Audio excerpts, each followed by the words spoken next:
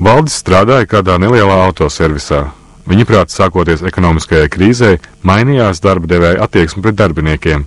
Pārstāja maksāt slimības lapus, apmaksāt. Neizmaksāja algas.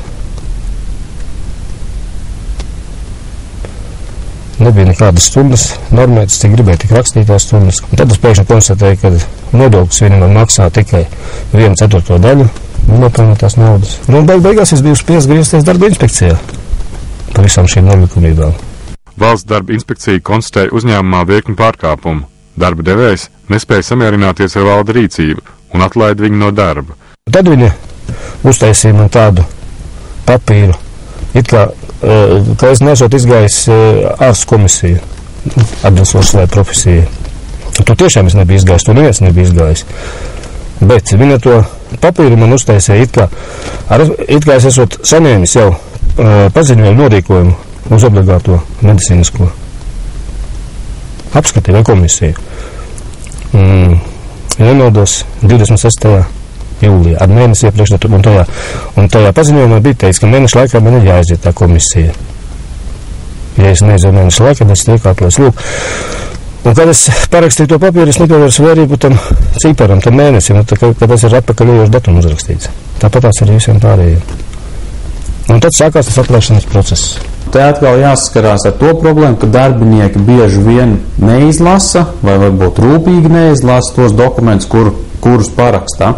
Jo, teikšu godīgi, šis nav pirmais gadījums, kad cilvēki pie manis ir vērsušies ar tādu problēmu, ka datums līgumā vai kaut kādā rīkojumā ir viens, savukārt patiesībā dokuments ir parakstīts pavisam citā datumā. Valdes uzskatīja, ka atlaišana ir nelikumīga un vērsās atbildīgajās valsts institūcijās.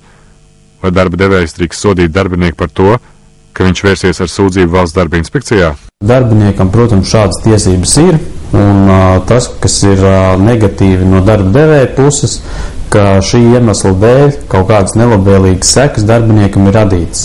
Jo darba likums īpaši arī aizsargā darbinieku un pasaka, ka darba devējs nedrīkst viņu sodīt vai kādas negatīvas sekas radīt, ja viņš izmanto likumā noteiktās tiesības vērsties valsts darba inspekcijā un ziņot par kaut kādiem pārkāpumiem.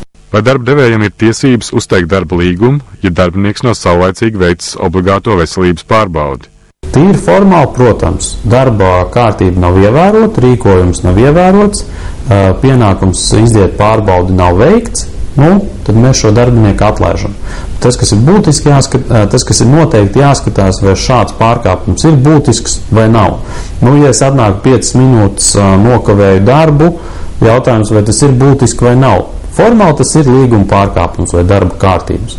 Ja es, piemēram, esmu lidmašīnas vai dzelzceļa dispečers un 5 minūtes nokavēju, es domāju, ka tur pa sekundēm varētu man atlaist no darba, ja es laikā nenospiežu pogu vai nepaceļu stopkrānu nenorauju.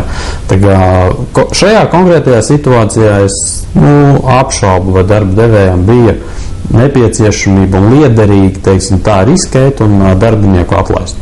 Kuram šajā strīdā taisnība? Valdim vai darba devējam? Tas būtu jāizšķir tiesai, taču pēc ilgstošas konflikta risināšanas puses ir pārtraukušas darba attiecības, apusēji vienojoties.